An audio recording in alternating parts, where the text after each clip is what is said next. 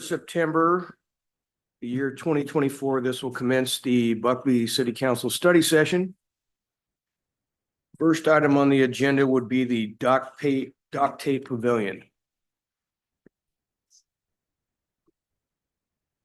Thank you, Mayor Pro Tem. We have Shayla Miles joining us from the Rails to Trails Coalition on Zoom. Just give her a second.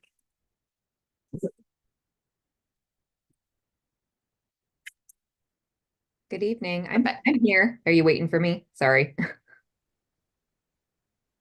All good. I think we can hear you now, Shayla. I'll give the intro and then if you're available for Q&A.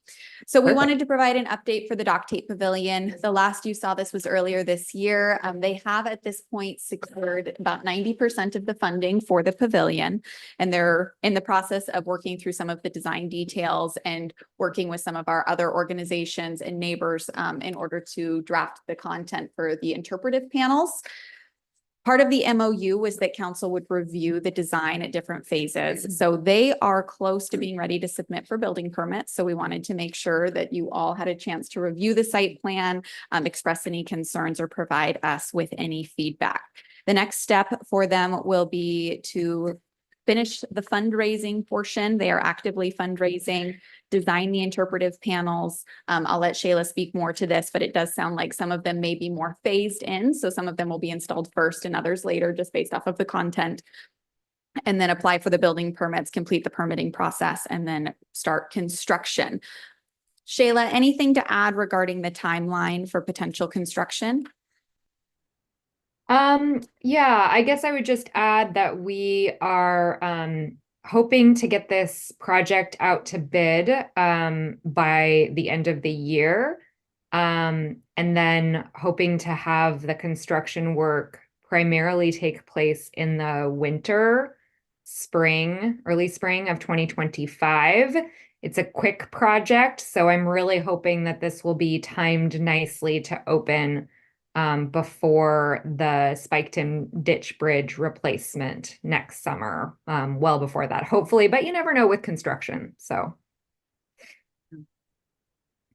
So reviewing the design, some features you notice, of course, is the pavilion. They have a map illustration that gives the general layout of the trail kind of stamped in the concrete, memory of the rail going to the side, adjacent to the trail. You can see just in terms of placement, we have our existing bathrooms there as well as our parking lot. So it's just set right on the other side of the trail. Mm-hmm. With that, any comments, questions, concerns? I had just a question. I saw there were a couple of places where it's talking about the signage and it says cost to be determined. Is city paying for that or who's? I guess I just thought maybe we were supposed to since it was out there. I believe that the signage, let me make sure that we're talking. So the interpretive signs is part of the donation from the Rails to Trails Coalition. We have been working separately with Pierce County for some additional wayfinding, but the interpretive signage on package 1, the 8 signs total, those are being provided as part of the donation.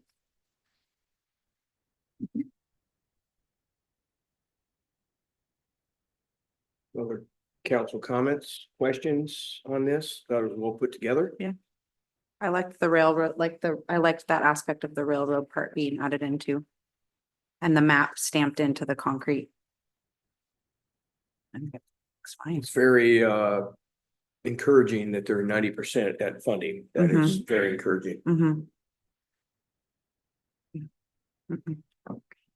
Is the signage, is it either package 1 or package 2? Or are they going with I'm just not sure. I actually received an email today with some designs. I will send that out to council. It looks to me like it's closer to the package 1, more of the freestanding signs, but they have now a mock-up of what that sign will actually look like. Okay. And we have some options of whether or not we'd like more of a maroon color background or a greener color background, making sure that it fits in with the rest of our imagery throughout the city. I like either of them. I was just wondering which one you're leaning towards. Is there Yeah, a I strong- think our board, the coalition board is leaning towards package 2, which is Oh. the more expensive, longer lasting option. Mm. The coalition board has been pretty clear that they just want to get whatever is going to be sort of the most enduring, easy to maintain from the city's perspective. But part of my hope in bringing this to you all this evening is to get your feedback, because we don't want to go with the direction that you all are hating or not wanting. So yeah, wanting your feedback on both options, but option 2 is the board preference right now. And I should have printed this out, but I will just quickly pass it around. Okay.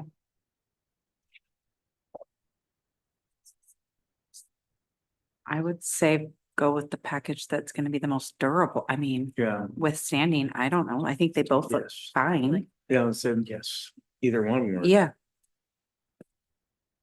Yeah, looks good.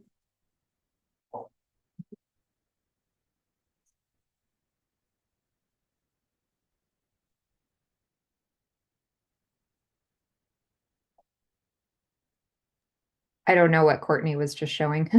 I was showing a copy of the pictures that you sent me this morning. I got 1 vote for maroon, strong vote for maroon. Everyone else seemed to just like both. Okay. Thank you. Learns the number 2, right? Yeah, 2. Both of them are, it could be either, I think. I can live with either one. Yeah. Yeah, good. I just thought it was really well Yeah. put together. Yeah. and Good visual and good information on the project. I like the little man standing by the sign, so you can see how big the signs are. I did like that too. So that's. Any other questions from council on this topic? Thank you, Shayla. Thank you. Thank you. It's great. Thank you. Next item is fire department, RFQ. Chief Scope.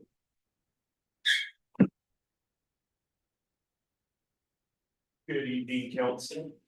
I also have Captain Medical Services Officer Chief Rigsby here with me. We received 2 submittals from the RFP, one from our incumbent provider, AMR, and one from Olympic Ambulance. We aren't in a position internally from the department to make any kind of recommendation or to ask for any action tonight. We're really trying to compare apples to apples between the 2 submittals, and the submittal that came from AMR did not include paramedical services that allows the fire department to bill for transports. I have some verbal notification on what that will be, but we're also waiting on some additional information. From a financial standpoint, if you were to compare the 2 right now, there's a vast difference, and that is that AMR requires a subsidy to be paid, which is what brought us to the point to open up an RFP and look at all of our options. And Olympic Ambulance does not require a subsidy. So we anticipate that we will have a recommendation probably within the next week, probably prior to the next council meeting. One of the things that I want council to remember that we want to continue to work towards is the fire department doing 100% of the transports. We know that financially we cannot do that by hiring our own paramedics. I want us to closely pursue utilizing a private provider, whichever one we elect, and work towards basically leasing that paramedic on a fire department unit that allows the city to collect that revenue. The current data that we have from our private ambulance biller that we use right now shows that we're not quite there, that we fall about $150,000 short. That's not a risk I'm willing to even entertain right now, given the current climate, but I want us to continue working towards that over this next biennium. So we have a few revenue sources such as GEMT. brings us some supplemental funds for the transports the fire department does now.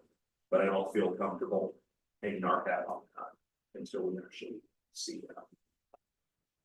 Anything else you want to add? Yeah, specifically. Questions from council? If I remember correctly, what got us to this point is that the current provider AMR had a position that was not financially tenable. And since they've come back with something else. They came back, originally, so we've been paying AMR an $85,000 a year subsidy for about the last 5 years.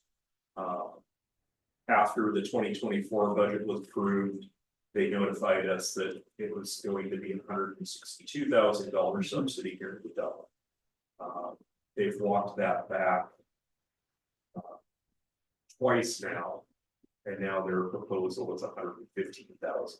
That's still $30,000 over what we budgeted for this time last year. Their proposal moving forward that they need is that.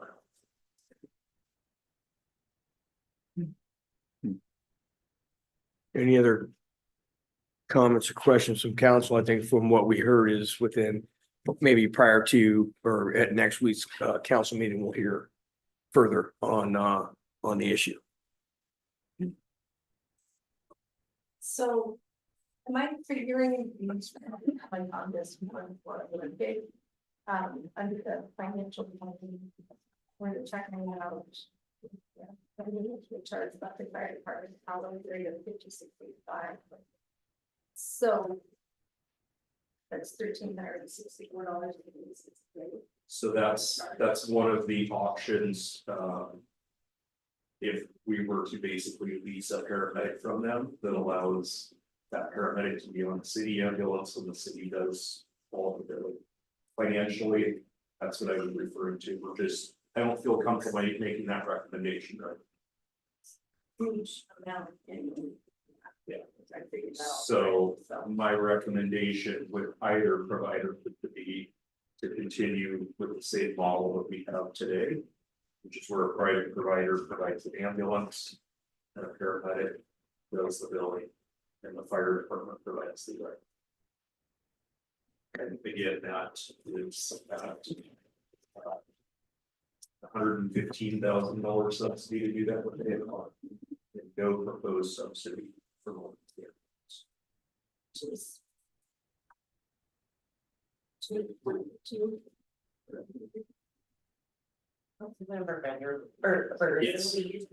That's right. I'm sorry. Correct. Some billing schedule number halfway to. Yes. You're welcome. Any other questions or comments from council? Thank you, Chief. Captain. Thank you. Thank you. Next item would be comp plan open house community feedback report. And for this, we have Senior Planner Chris Farnsworth. I do want to thank the several of you that were able to join us for the open house. I think that in terms of going back to my public policy grad days, we did have enough participants for statistical significance in the city of Buckley, which is pretty exciting.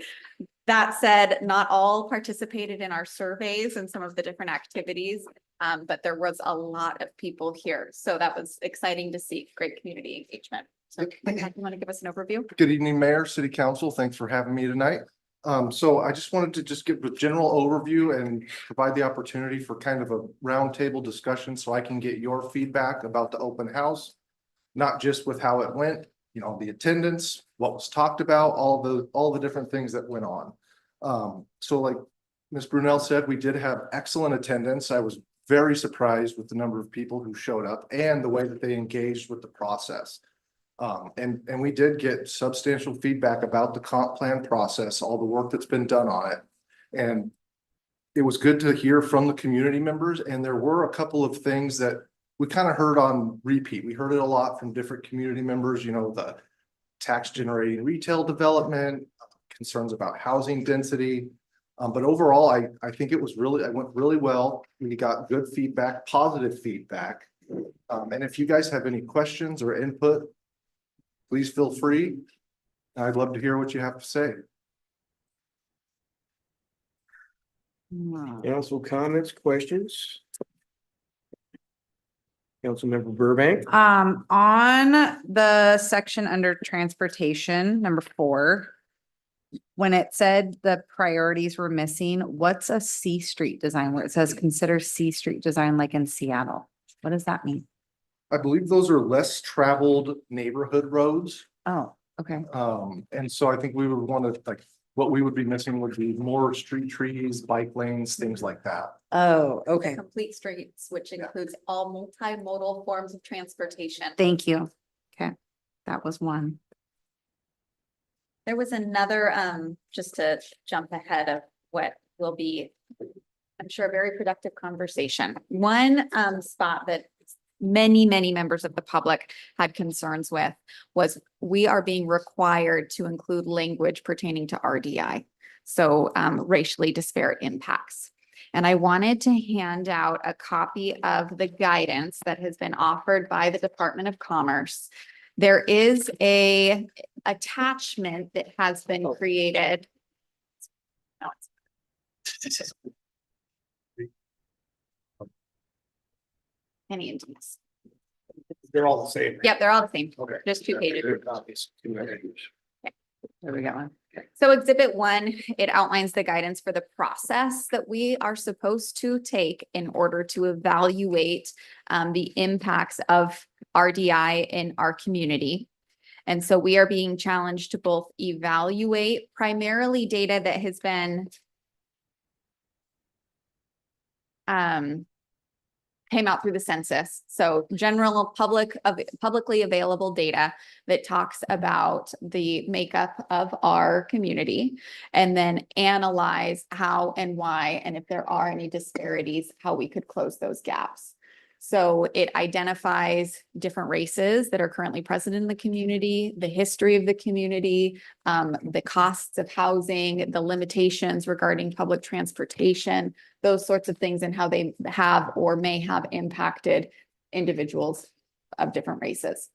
So a lot of that language was originally put out there.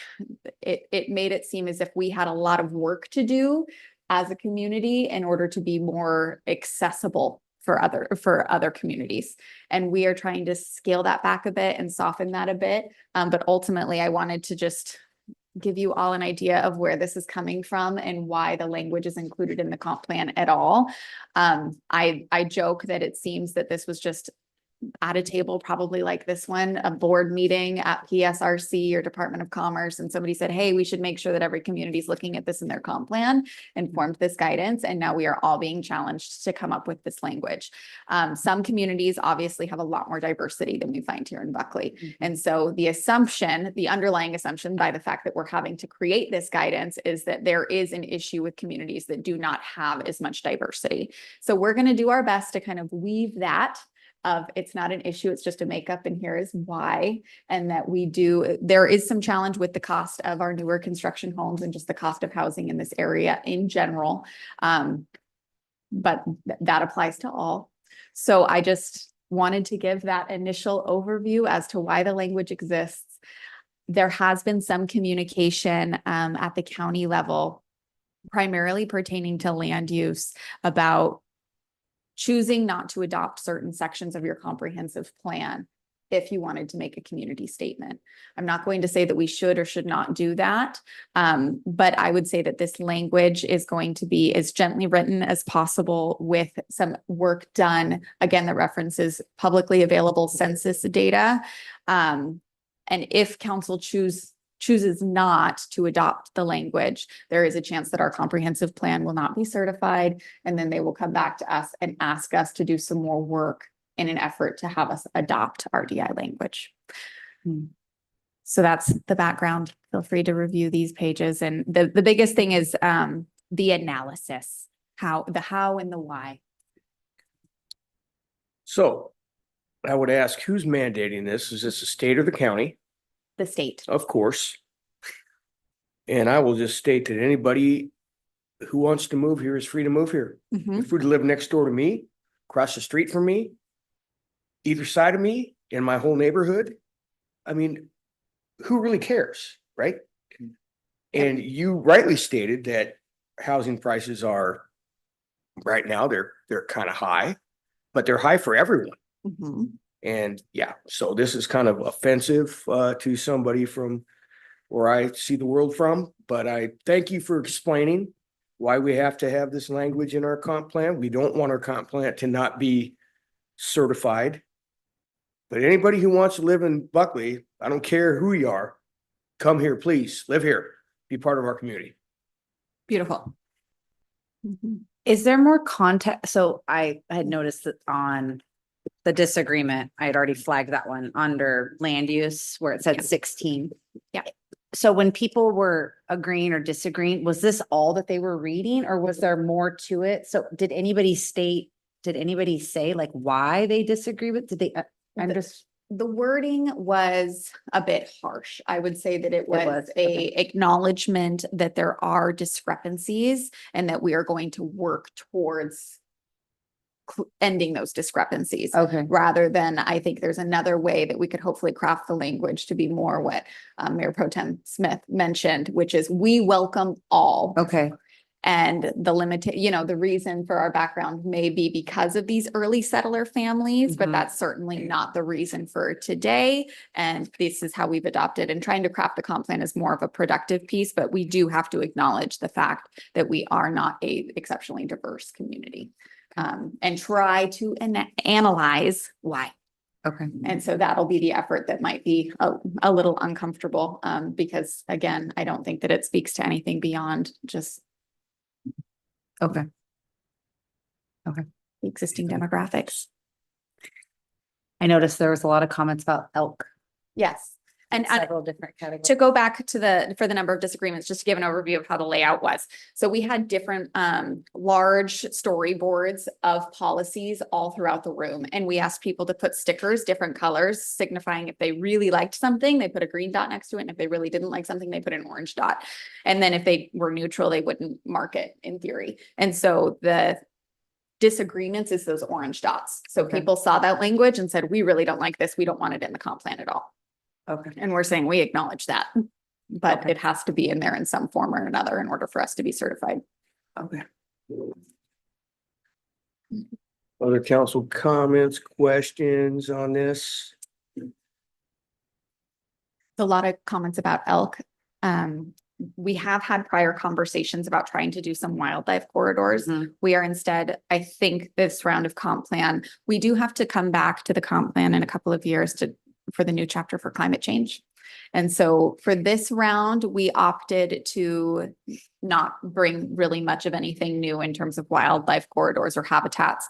But what we've been talking about more on a staff level is that we really should be trying to promote encouraging the corridors on the outside perimeter of the city in the county areas Mhm. where a lot of that forest land exists, Right. rather than trying to restrict development for private property owners who maybe haven't developed yet, but would otherwise be able to.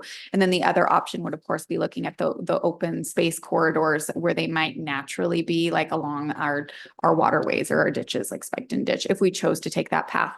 Though there's some concerns with doing that as well, because we've fought the good fight to make sure that that was not recognized as a state waterway. And I would hate to see us go back after spending so much time and effort making sure that we're able to maintain that ditch and control the flow. And it's part of a much larger discussion, which we're not tackling in full for this comp plan update. I've been on council long enough to remember where the city leased property to a farmer on the other side of Levesque, and the biggest complaint was the elk destroying his farmland. And what could we do? And then there was some inquiry and the state says you can't harass them. Why don't we just leave them alone? And a wildlife corridor would be great. And you can't stop building where things have, there's an application, there's this, that, and the other, and maybe they used to roam through there, but there's places that are not going to be built on that we could make sure that they can do their thing. And if they're eating somebody's roses in their backyard, go to Home Depot and buy another rose plant. I mean, that's just the way it is. There's great big fences along there now, so Yes. which is kind of shame. And then in the comments, was it just that people were verbally saying them and you just captured verbally what they were saying, or did they write them down? They Or did. We had little Post-its on each Okay. of the boards for if we missed anything or left anything off, or they wanted to add additional context, Okay. that they could put it on a Post-it and put it on the board. Okay, cause like the one. I mean, the one that says until address Highway 410, limit housing developments, but again, like. We're not in charge of this, that's like a tricky one. I was just, yeah. But we are, putting a lot of time and Yes. energy and effort into being on the forefront of that and Yes. trying to address it even ahead of what the state is. And so Yeah. I'd say that our comp plan should reflect that. Okay, Also want it for real growth. I've read that too many times. And we are making efforts there by waiving tip fees, or that's the proposal for a grocery store. Yeah. And I think bank and a pharmacy were the other two that were on the list. No tip fees for those specific uses to try to encourage that to come back in the community. okay. There's nothing stopping our zoning for somebody bringing their private money in. I mean, I've heard a lot about, we really don't need McDonald's. I want an Arby's. I want a steakhouse. Well, where's your money? Where's your investment Yeah. in your friends to bring it in? Grocery, that'd be great. I mean, if you crowdfund, do something. The zoning's there for a grocery store. Do it. Nobody's gonna magically do it for you. It's just strange, but And we would still have a grocery store if people shop. at Shop the there. grocery that's true. Yeah. That is very true. They'd be there. And we have a whole influx of people, but most of those folks work out of town, so they stop at the more reasonable place and buy groceries on their way. On the way home. Mhm. They bring them to your front door now. Well, that's. Yeah. Yeah, How do you beat that? yeah, Carrier pigeon. We're our own worst enemies in that regard with Amazon and Costco and all that stuff, but it is what it is. Anything else on this comp plan? And we do have a giant, well, I don't know, giant might be the wrong word. We have a large wildlife corridor all along the White River currently. And True. they moved from Osceola True. to the foothills. True. And that whole river frontage probably will never be developed, and we own a large chunk of it. We So own a we great have deal of it. Yeah. a huge head start on other communities. And one thing, just to close the RDI conversation that I forgot to mention, a lot of communities, when they went back and evaluated their policies, they did at one time or another have discriminatory policies or had plats that had discriminatory policies. We didn't find evidence of that in Buckley. And so part of that narrative is definitely going to address that as well. And I think that that's probably the real thing that Commerce wanted to pull out, or PSRC wanted to pull out, was an acknowledgement that those previously existed in the communities where they did, but that doesn't apply to Buckley. The biggest place it took place in is the city of Seattle, where they had it redlined all over everywhere. North of the Ship Canal Bridge, nobody of color could live up there. Yeah. Everybody was put in the central district and other places. They were the biggest violator of that. And like you said, it's nothing written in our code, laws, or anything that said anything like that. Yeah, same with our plats. My prior jurisdiction, there were many plats that had that clearly spelled out. Most progressive. Shows on least the progressive. And they still are. Anything else? Okay, thank you. Oh, thank you. We're gonna go to the Mrs. Hines, who has a daughter in high school.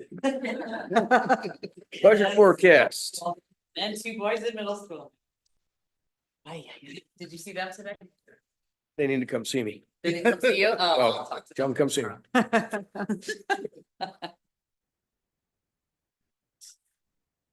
Mrs. Burbank saw one of them. I saw both of them. I saw the jump start too. Yeah. Oh, yeah.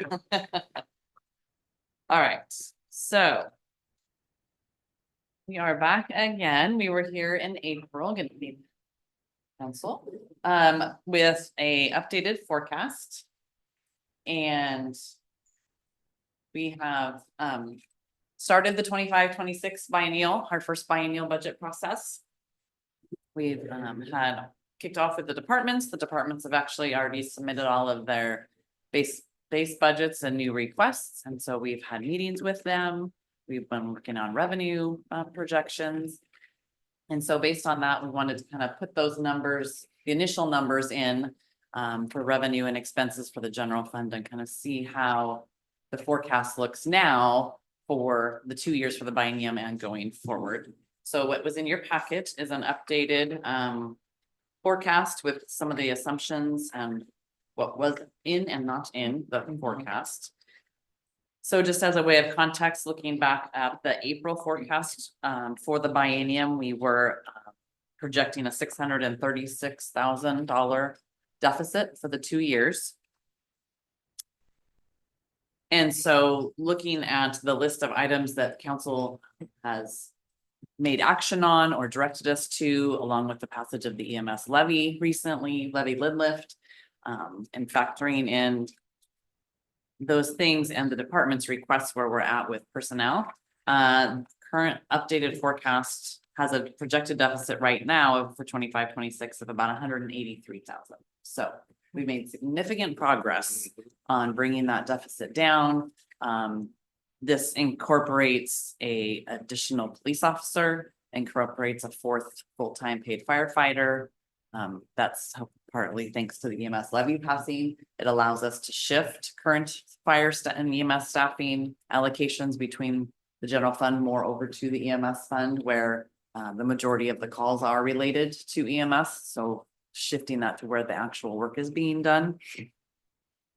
It leaves the current parks maintenance vacancy vacant, so it does not fill that, continues with some contracted maintenance and shifts the other parks maintenance staff person back to a utility worker. So we're kind of trying to go back a little bit towards the makeup of the departments from a couple of years ago, where the utility workers kind of did all of the parks maintenance and the facilities maintenance and utility work, and were partially funded then from the general fund for those general fund type services, instead of having the distinction between the parks maintenance and the utility work. So that shift occurs through that.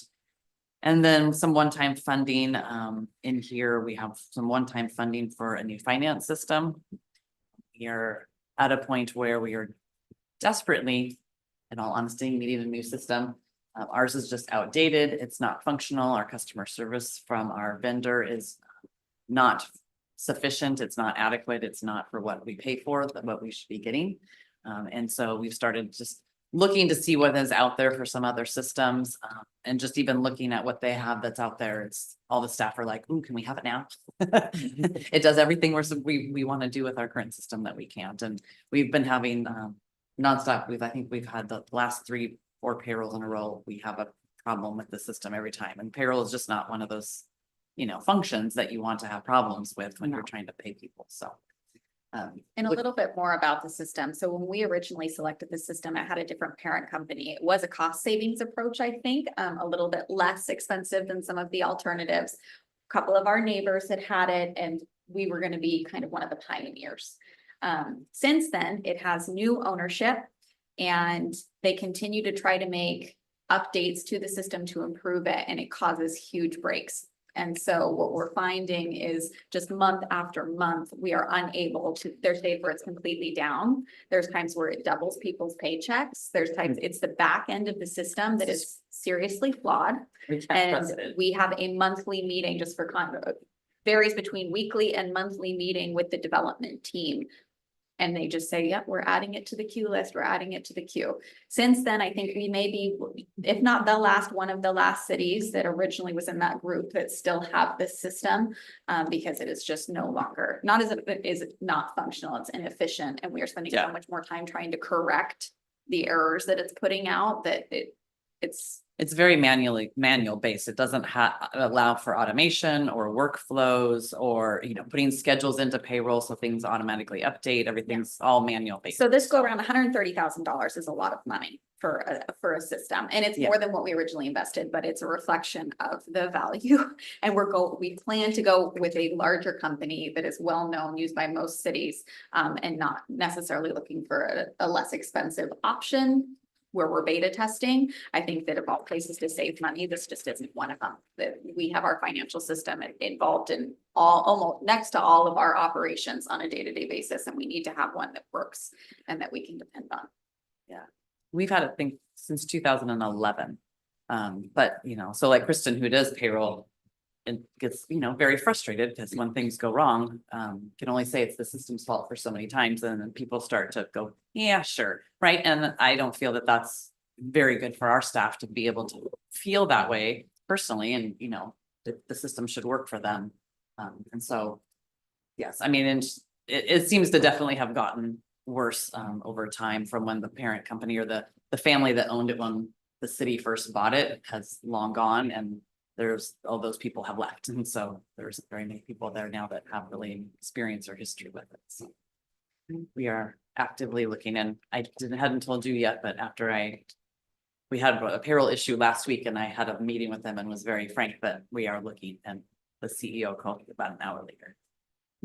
So I heard we had a payroll issue, yeah, again, so yeah, it got to him, but, so, Sometimes. Kristen takes her job very seriously. yes, and it's. She called me over $50. That it wasn't done because of the system. I mean, seriously. Yeah. I mean, she is a good employee. Mhm. And it's gotta be frustrating when she's trying to do the right thing and what she has to work with is not cooperating. We haven't given them the tools, in my opinion, to Right. do their job efficiently. Right. And effectively, which is, we can fix it. So Mhm. that's what we'll do. So there's, you know, that's kind of the high end that we're hoping. We're hoping will be able to negotiate something lower than that, but just some rough estimates that are out there, that was the high end. So that's included. As far as revenue, for assumptions, very minimal growth right now for sales tax for this year. We won't even meet budget for this year. We're budgeted at 1.57. I'm hoping that it's gonna hit about 1.38 million. And so looking forward to 25, I think 25 is budgeted right now, even less than what 24 was, and so we don't really hit back up to what we thought we would hit this year for another 2 years. Now, development's gonna help with that, but how clear is the crystal ball for development, of course, as always, as well as construction sales tax and construction development fees and revenue, are one time to some degree in nature, right? When construction's going on, you're gonna get additional sales tax. When the construction goes away, your sales tax goes back down. Same with development fees, lots of building permits getting pulled, you're gonna see a lot of revenue, which is partly what's helping balance this. We have a lot of development coming in over the next couple of years for housing developments. But again, those housing developments then have expenses for inspections and continuing engineering, management, and all of those things for multiple years, but you've already gotten the revenue in 1 year and you have to then maintain those expenses for a couple of years. And then it goes, you know, so if there's nothing following it on the tail end, again, it's somewhat one time in nature. So we want to make sure that we're not banking on that continuously and spending everything we have and feeling going, oh, well, we could add more staff or we could add more programs ongoing because the revenue isn't going to be ongoing. So we tried to be conservative with our estimates on housing developments. We, I think, estimated 110 building permits. 130 over the biennium, and if you look on the final page, there's 707 that are at some level, in fact, 230. Yeah, 230. Where did I sit? 130. Yeah, sorry. So 110 and 25 and 120 and 26. But off of a sheet that probably has, you know, it's a very conservative low 707. estimate. So we're trying to be very conservative in hopes that it either carries us, the surplus carries us for multiple years. And or we're just not over budgeting and then coming up too short. So we feel really comfortable with that number. And our hope is that we're coming to you with really good news next year and the following year, because more of those 707 identified have come in. And if they've made this list, it's because there's a permit attached to them. So that means they've had either a pre-app, many of these have already gone through land use. You don't have to look very far to see that there's a lot of ground broken right now. We have not received many building permits yet. Typically that comes after the civil work is done. And so we're expecting that through the.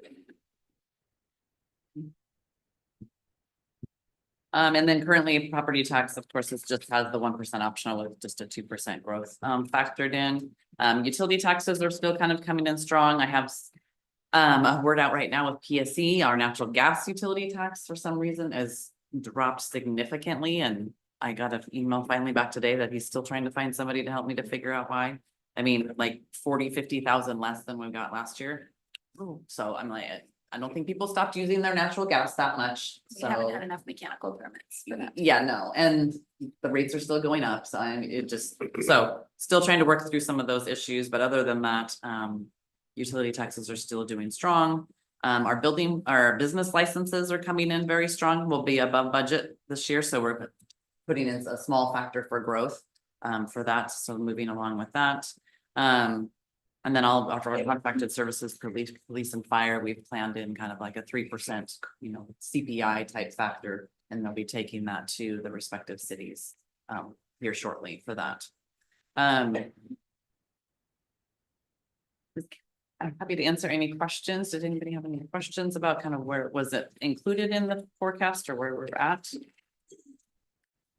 Questions, comments from the council? Remember, we are about to go into budget season, but for a biennial budget.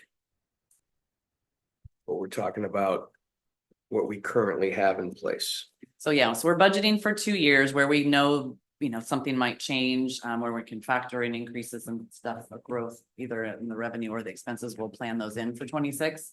And then we're required to do a mid-biennial update next fall in the off year. And so just like we do budget adjustments through, the year now, that's just a little bit more involved budget adjustment process. And we kind of reevaluate the revenues in whole, and double check, personnel based on contracts at that time and everything. So that will happen in the fall next year. It'll be just a little mini budget process instead, and we don't have to do a full document and all of that. So there is opportunities to adjust, especially for the second year.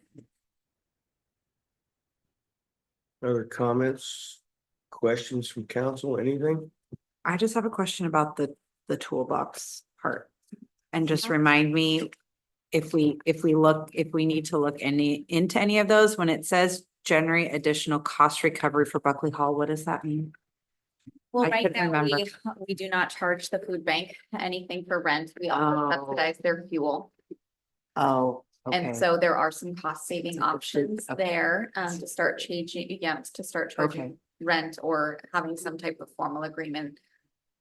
Reducing the hours or time or getting some cost recovery for Buckley Hall. Okay, that makes sense. Okay, thank you. So on this list in the toolbox, if I remember right, this is not in any kind of priority.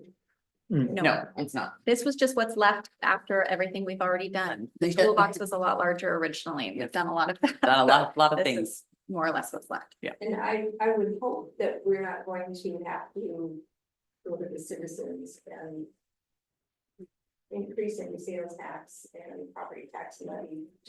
Last year we had, I believe it was last year, we had utilities raised and we just had our other tax thing that went through. We did the transportation benefit district sales tax increase Yeah, last year. last year, and then this year we did EMS. So went through, so, those are two things that I would hope that would only be last resort. I'm hoping that you don't have to do something.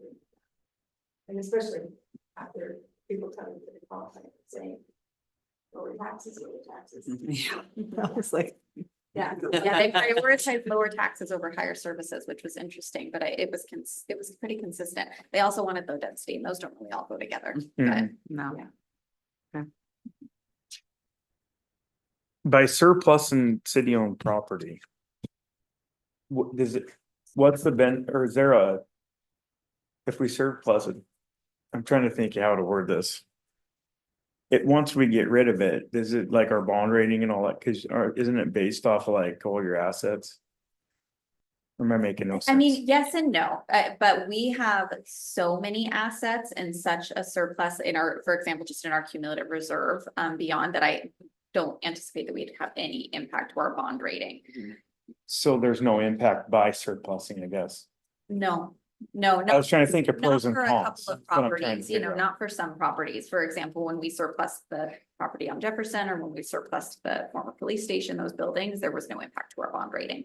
So I think, a couple at a time. Now, if we were to suddenly spend down our $5 million cumulative reserve and surplus a bunch of properties and do that like might there was a have fire some sale type of going on. impact. Yeah. But surplusing, being, strategic in how we're surplusing properties in order to get it, if we needed the additional revenue, I wouldn't anticipate any impact.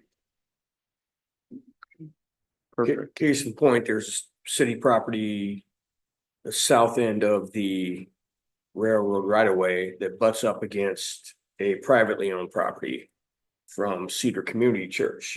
Yeah. Say they wanted to do something and approach the city. I mean, we would be surplusing that property, but the revenue would come back to the city. But that's what I'm at. That's all I was trying to get was, okay, if we surplus it, once you get rid of it, you can't get it back. So you gotta make sure if we do it Yeah. right, that Yeah. was. It's not anything that. I'm just we could trying to make sure you don't make a- foresee using in the future. And that was something that did come back that we needed to work out the kinks for, through our audit process. So what we would do is identify the land that we'd want to surplus. We'd have it appraised. We'd make sure that there was a boundary line adjustment or a lot line adjustment to reflect the exact property that we were hoping to surplus. And we would market it like you would any other sale. Just put it up for sale. Yes, Whoever and buys it, buys then, it. and then we would take the highest offer, council would review the offers, you would declare it surplus, and you would award to whoever the highest bid was. So that's likely how that would work in the future. Earlier this year, we shared the map of all of the Yeah. different city-owned Mhm. properties. And so looking at that, you see all of the parcels as they exist today, but there is nothing that would prevent us from saying, oh, we just want to do, these 100 or 50 feet or whatever of this section of land, and create a new lot. We certainly can do that. I guess I'd like to see that first before raising the taxes, but Surplusing some properties. if, I agree. Well, Yeah. one great, opportunity I think that we have is the current convenience store down Mhm. on the Foothills Trail. So that lease is up in 2027. So that's not for this biennium, but the future biennium. That's I think a large asset that fronts the trail. And there's some communities that have gone as far as to essentially become developers. They design what they would like the project to be and then sell it as a specific project. So if we wanted to see mixed Oh. use, or if we wanted to see something put in there, we could front the design and then sell the project Hmm. and have it built that's not a bad. and idea. no longer Wow. be the city. That's just one option, right? Or we could surplus it and just really narrowly cater what we would like to have there. There's a lot of ways that we could go about doing that. Well, I like the first option there. So the old Sharp Barber Shop. Current Buckley Liquor Store, convenience store, whatever. They are leasing that building from the city Correct. And that property and the property and next the to it. prop, yes. Well, they don't lease the property next to it, but we own the property next to it as well. Oh. So that's a big piece of land. It used to be where everybody parked the log trucks back in the day. Right. It's right off the trail and could be a really, fun, creative way for us to decide what we'd like to have go there. Anything else from council on this topic? Thank you, Director Hines. So just next steps in the budget process, September is here, so committee meetings, the 9th is the finance, admin and public safety committee meeting. I believe the 17th is the utilities, whatever it's called, what's it called? Commission. Huh? Utility. Transportation. Utility, Transportation. transportation, and then Planning building, 20. the 24th. 24th, I believe, is the community services. So all the committee committee meetings will meet through September with all the department presentations. And then come the 1st of October, that first study session in October, we'll bringing some budget stuff to council and start department presentations to the full council. And then we'll get in by second meeting in October, we'll be starting the public hearings. So no special study session on September 17th. We will start recommending the special study session starting in October. In October, So yeah. October 15th The and mid, November 19th. so just committee meetings in September. So we're on the table with any council members has comments or questions of anyone? Council member? I won't be here next council meeting. What's that, next Tuesday? Next Tuesday. I won't be here for that. And then two, did you respond back to the BDA about the email they sent us? The one. Remind me what it was about. It was their update and I was gonna ask you, they had a couple terms in there I didn't know what meant, so I didn't know.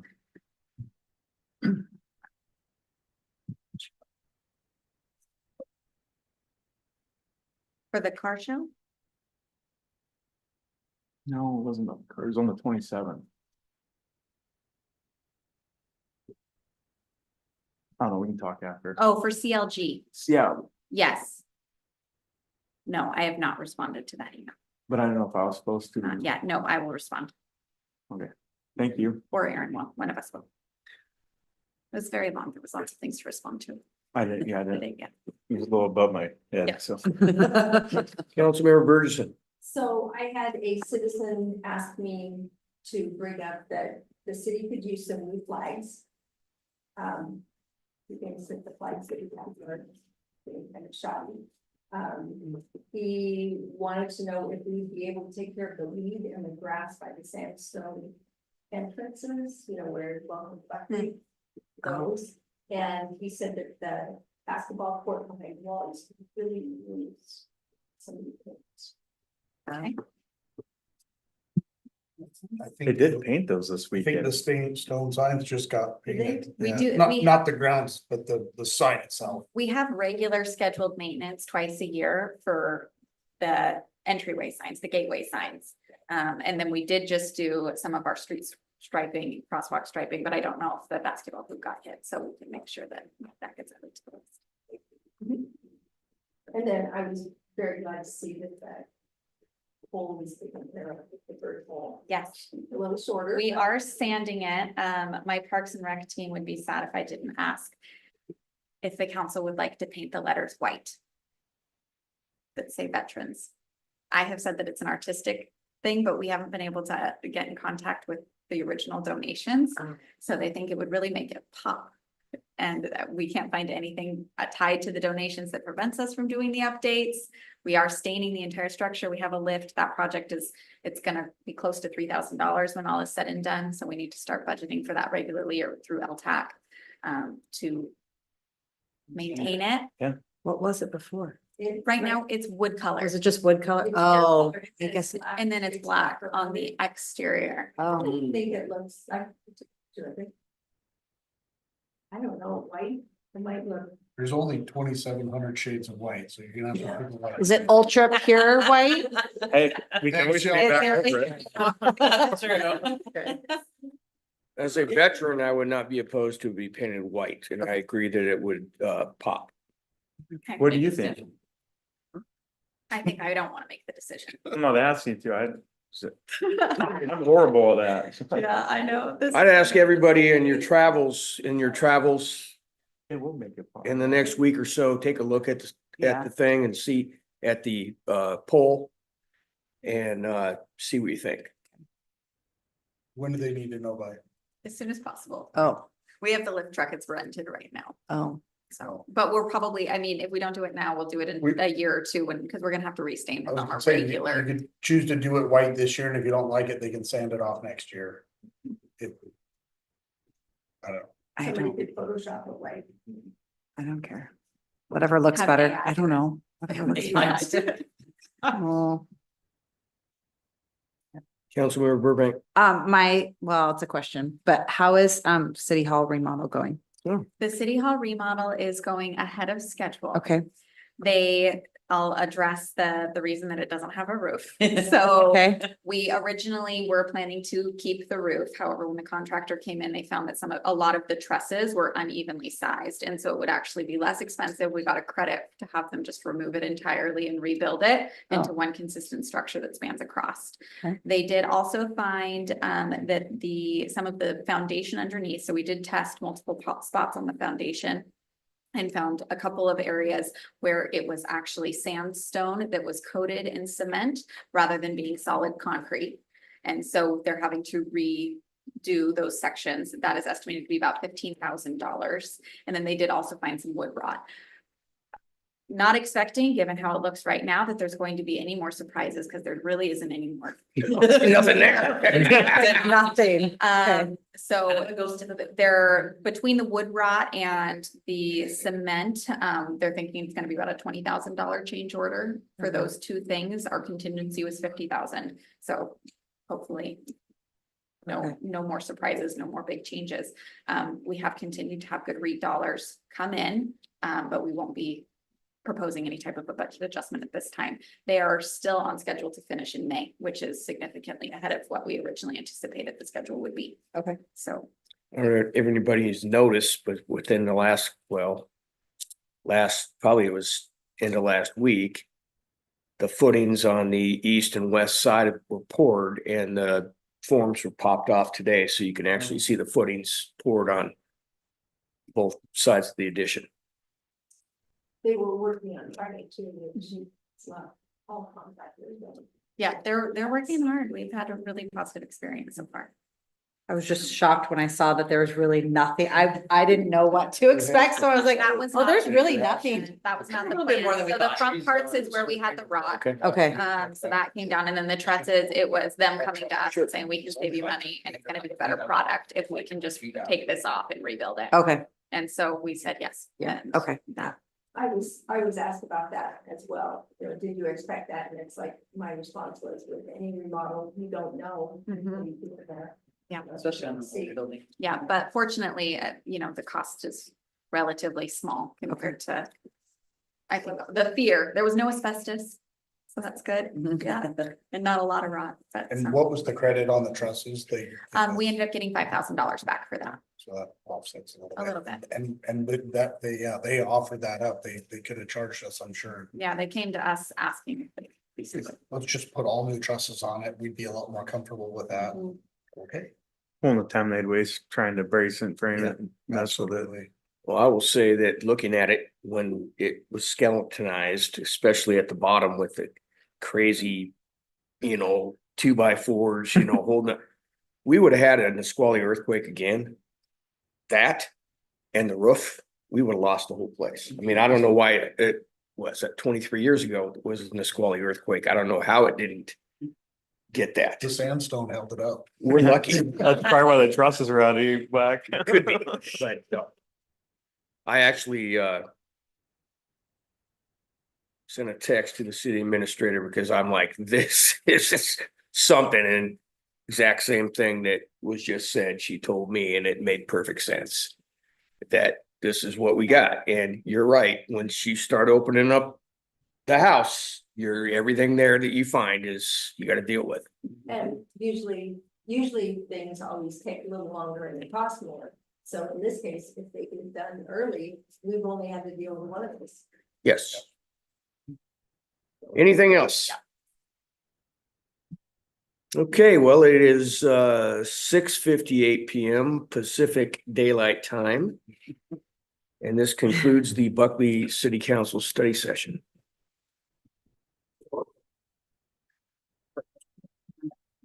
Did you